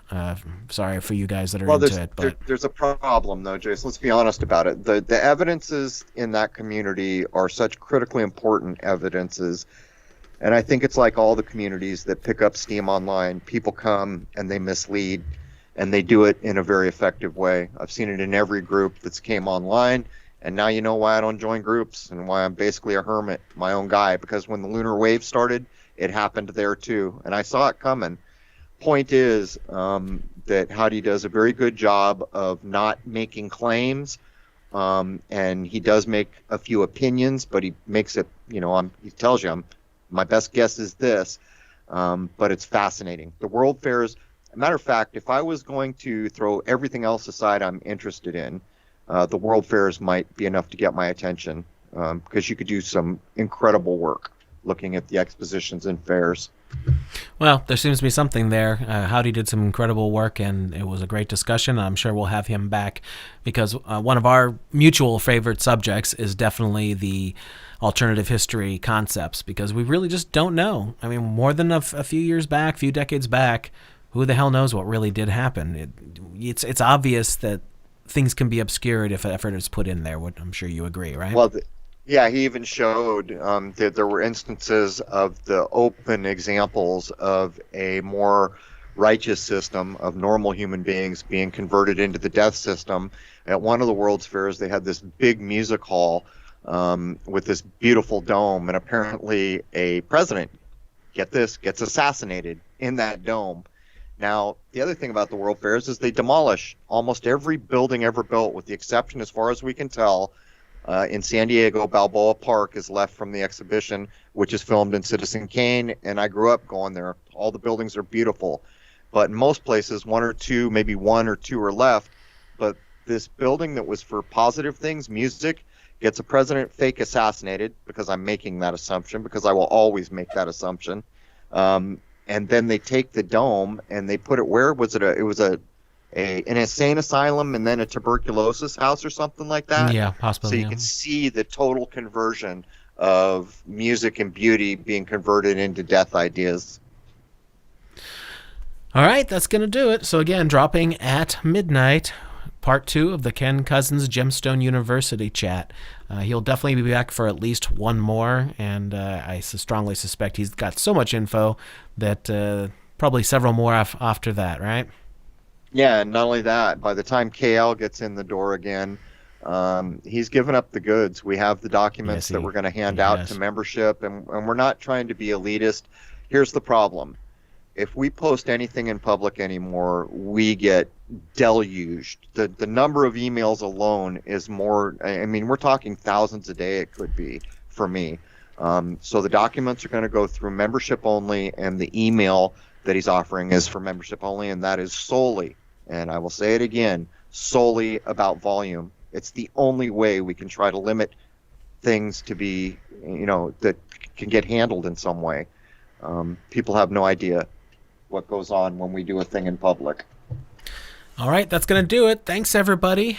If you happen to do it, this kind of thing, happy Thanksgiving. Take care. Cheers.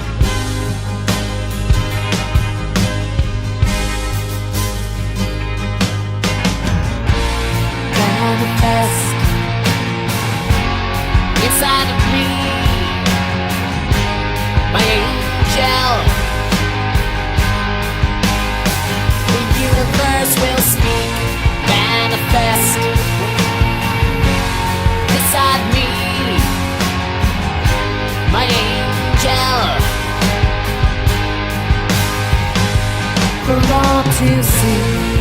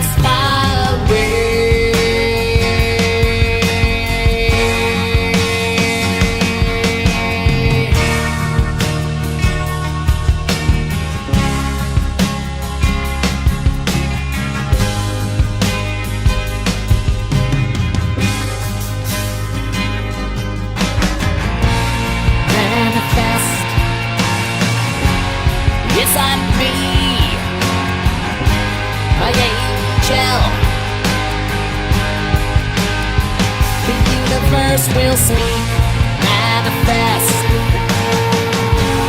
beside me, my angel, for all to see.